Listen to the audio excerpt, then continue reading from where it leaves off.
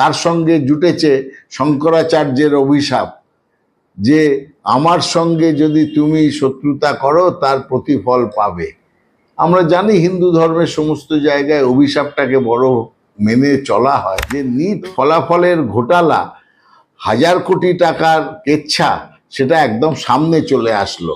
2 হাত ভরে খাওয়ার, না খাউঙ্গা না খানে দুঙ্গা, তার বদলে 2 হাত ভরে খাওয়ার যে ঘটনা, সেটা সামনে আসে, লাইভ টেলিকাস্ট হচ্ছে।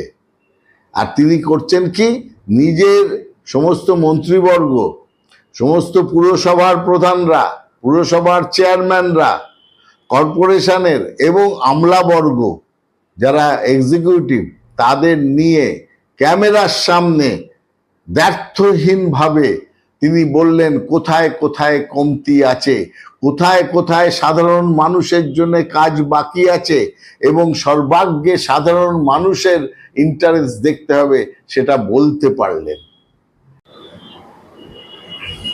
নমস্কার। আজকের বিষয়ে প্রথমেই চলে আসবে মোদির রাহুর গ্রাস বা অভিশপ্ত তৃতীয় দফা, সেটা আর শেষ হচ্ছে না। অভিশাপ যেন চলছে তো চলছেই। দেখুন, ভোটের রেজাল্ট প্রমাণ করে দিল যে মোদির গ্রহণযোগ্যতা সারা ভারতব্যাপী সবাই যে সাংঘাতিকভাবে বলছিল সেটা নেই। মন কি বাত আর কাম কি বাত আলাদা। মানুষের মনের কথা মোদি নিজে শোনেননি, নিজে বলেছেন নিজের মনের কথা, আর মানুষ সে কথা গ্রহণও করেননি। 240-এ আটকে গেলেন। নড়বড়ে সরকার, নাইডু একদিকে আর একদিকে নীতিশ, দুজনের সাহায্যে কোনো ক্রমে একটা সরকার গঠন করলেন। কিন্তু প্রথম থেকেই নড়বড়ে সরকার, তার সঙ্গে জুটেছে শঙ্করাচার্যের অভিশাপ যে আমার সঙ্গে যদি তুমি শত্রুতা করো তার প্রতিফল পাবে। আমরা জানি হিন্দু ধর্মের সমস্ত জায়গায় অভিশাপটাকে বড় মেনে চলা হয়। তো মোদির ওপর সেই অভিশাপ আছে, সেটা বোঝা গেল যখন দেখা গেল যে একদিকে শপথ গ্রহণ করছে বা একদিকে সরকার তৈরি হচ্ছে। মোদি শপথ গ্রহণ করলেন, আর সেই সময় প্রধানমন্ত্রী হিসেবে সেই সময় নিট পরীক্ষার রেজাল্ট বেরোলো এবং দেখা গেল কি সাংঘাতিক ঘোটালা, সেটা সামনে চলে আসলো। এর আগেও হয়েছে কিন্তু সামনে আসেনি। এবার অভিশাপটা ওখানেই যে নিট ফলাফলের ঘোটালা, 1000 কোটি টাকার কেচ্ছা, সেটা একদম সামনে চলে আসলো। 2 হাত ভরে খাওয়ার, না খাউঙ্গা না খানে দুঙ্গা, তার বদলে 2 হাত ভরে খাওয়ার যে ঘটনা, সেটা সামনে আসলো। তারপরেই আসলো নেট পরীক্ষা বাতিল, তার সঙ্গে এনটিএ, ন্যাশনাল টেস্টিং এজেন্সি, তাদের যে কর্তা আরএসএস এর একজন লোক যাকে মোদি সাহেব বসিয়েছিলেন টাকা কালেকশন সেন্টার তৈরি করার জন্যে, সেটা তাকে বদলাতে হলো। সিবিআই তদন্ত, নিজেরই ঘরের লোক সিবিআইকে দিয়ে তদন্ত করাতে হচ্ছে। সুপ্রিম কোর্টে কেস হয়েছে। সারা ভারতব্যাপী ঘটনার প্রমাণ পাওয়া গেছে। প্রত্যেক রাজ্য থেকে লোক গ্রেপ্তার হচ্ছে ক্রমাগত। এবং মোদি সরকারের যে শিক্ষামন্ত্রী, তিনি প্রথমে ধর্মেন্দ্র প্রধান প্রথমে বলেছেন না না কিচ্ছু হয়নি, ও যাগ্গে, আর আজকে বলতে হচ্ছে কিছু না কিছু হয়েছে, সুতরাং আমরা দেখছি। যখন ধর্মেন্দ্র প্রধান শপথ নিতে যাচ্ছেন গতকাল পার্লামেন্টে, সারা পার্লামেন্টের বিরোধী পক্ষ তাকে কিভাবে তার টোন টিটকিরি করেছে, কারণ এই শিক্ষামন্ত্রী, ওর তো পদত্যাগ করা উচিত। যাই হোক, এটা চলছে অভিশাপের অঙ্গ। তারই সঙ্গে আপনারা দেখেছেন ট্রেন দুর্ঘটনা।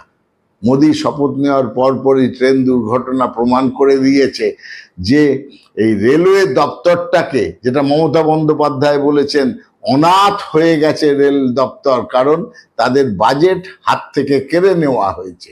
সেই রেল দপ্তরে কোনো যাত্রী সুরক্ষা নেই, যাত্রীদের নিয়ে চিন্তা নেই, এবং সার্বিকভাবে রেলটাকে ধ্বংস করে দিয়েছেন নরেন্দ্র মোদী, সেটাও সামনে এসছে। তার সঙ্গে আবার যুক্ত হলো একটা নতুন উপাখ্যান, রাম মন্দির। রাম মন্দিরের যিনি প্রধান পুরোহিত তিনি বলেন, এই কি মন্দির, মাথার উপর থেকে বৃষ্টি হয়েছে, গর্ভগৃহ যেখানে রামের মূর্তি প্রতিষ্ঠা করে সাষ্টাঙ্গে প্রণাম করে মোদি সারা পৃথিবীকে চমক দিতে চেয়েছিলেন, সেখানে মাথার উপর থেকে টপ টপ টপ করে বৃষ্টির জল পড়ছে। সে মন্দির নাকি মাথার উপরে যে কনস্ট্রাকশন সেটা এতই দুর্ভাগ্যজনকভাবে খারাপ যে একটু বৃষ্টি হয়েছে অমনি জল পড়তে শুরু করেছে। যাত্রীরা বা যারা পুণ্যার্থীরা যারা যেখানে লাইন দেবেন রাম মন্দিরে ঢোকার জন্য অযোধ্যায়, সেই সব জায়গায় জলে থই থই, সেখানেও জল পড়ছে। কি বানালেন মোদি, এত টাকা খরচ করে সেখানেও কি কাটমানি? মোদি কি সেখানেও টাকা নিয়েছেন ইলেকশন লড়ার জন্য? টাকা নেট থেকে নিয়েছেন, নিট থেকে নিয়েছেন, রাম মন্দির থেকেও পয়সা তুলেছেন ইলেকশন লড়বেন বলে। ভেবে দেখুন করাপশন কোথায় যেতে পারে, চারিদিক থেকে আসছে। অভিশপ্ত এই সরকার। আমি আবার বলছি, যেদিন সরকার গঠন হয়েছিল সেদিন বলেছিলাম মোদির তৃতীয় দফার এই এনডিএ সরকার অভিশপ্ত। পদে পদে দেখবেন এই অভিশপ্ত সরকার প্রমাণিত হচ্ছে। এবার আরেকটা ঘটনা যোগ হয়েছে, 48 বছরে প্রথমবার স্পিকার পদের জন্য নির্বাচন হতে চলেছে। কারণ মোদি সরকারকে যে পরামর্শ দিয়েছিলেন মোহন ভাগবত, যে সর্বমত না হলেও সহমত নিয়ে সকলের সঙ্গে কথা বলে এগিয়ে চলো, উনি মুখে সহমতের কথা বললেও তিনি নিজে আমি মোদি, আমি যা বলবো সেই করতে গিয়ে কি হলো, এখন স্পিকার পদের জন্য আসছে কাল সকালে কংগ্রেসের একজন ক্যান্ডিডেট, বিজেপির একজন ক্যান্ডিডেট, পুরো ভারতবর্ষ দুভাগ করে দিচ্ছেন। এবার যেটা হয় না সাধারণত, সেখানেও সর্বমত হয়নি এবং সেক্ষেত্রেও হবে ভোটিংয়ে কে জিতবে সেটা পরের কথা, কিন্তু স্পিকার পদও সর্বসম্মতক্রমে হলো না। এটা কিন্তু ভারতের ইতিহাসে লেখা থাকবে, কালো দাগ থাকবে মোদির ইতিহাসে, এটাও মনে রাখতে হবে। অভিশপ্ত সরকার যেটা বলেছি, এর সঙ্গে আমি শুধু আরেকটা জিনিস তুলনা করব আজকে, সেটা হচ্ছে গতকালের মমতা বন্দ্যোপাধ্যায়ের একটা মিডিয়াকে সাক্ষী রেখে একটা নবান্নে একটা সভা একদম লাইভ টেলিকাস্ট হচ্ছে। আর তিনি করছেন কি, নিজের সমস্ত মন্ত্রীবর্গ, সমস্ত পুরসভার প্রধানরা, পুরসভার চেয়ারম্যানরা, কর্পোরেশনের এবং আমলাবর্গ যারা এক্সিকিউটিভ, তাদের নিয়ে ক্যামেরার সামনে ব্যর্থহীনভাবে তিনি বললেন কোথায় কোথায় কমতি আছে, কোথায় কোথায় সাধারণ মানুষের জন্য কাজ বাকি আছে এবং সর্বাগ্যে সাধারণ মানুষের ইন্টারেস্ট দেখতে হবে সেটা বলতে পারলেন। এবং তিনি প্রত্যেকটা নিজের দল হোক কিংবা আমলা হোক, তাদের সাবধান করে দিলেন যে কাজ করতে গেলে আমাদের দরকার সেবক, মানুষের যে সেবা করবে।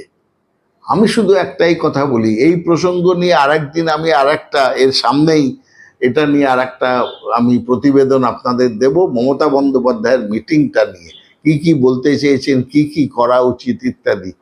কিন্তু আজকে শুধু আমি একটা কথাই বলবো, সারা ভারতবর্ষে এমনকি সারা পৃথিবীতে গণতান্ত্রিক দেশ যেখানে আছে সেখানে এই রকম রাজনৈতিক নেতা একজনও খুঁজে বার করতে পারবেন যিনি তার সেই ঐকান্তিক ইচ্ছা এবং তার সঙ্গে সেই বলিষ্ঠতা আছে যেখানটাতে তিনি সমস্ত রাজনৈতিক বাধা বন্ধন তার ওপরে গিয়ে নিজের দলের লোকজনদের দায়িত্বহীনভাবে ক্যামেরার সামনে বলতে পারেন ঠিক হয়ে যাও, নয়তো আমি তোমাদের বাদ দিয়ে দেব, কারণ সাধারণ মানুষের সেবা যারা করবে না তাদের জায়গা আমার দলে নেই।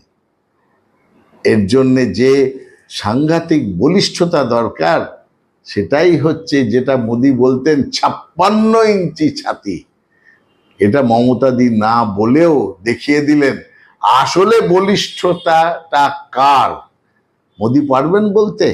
আমরা অপেক্ষা করব যে মোদি ডেকে সকলের সামনে রেলমন্ত্রীকে কোন দিন বলবেন বা শিক্ষামন্ত্রীকে ডেকে কোন দিন বলবেন this far and no further, এই পর্যন্ত যা করেছো যথেষ্ট, এবার বিদায় নাও, কারণ তোমাদের দিয়ে কাজ হচ্ছে না।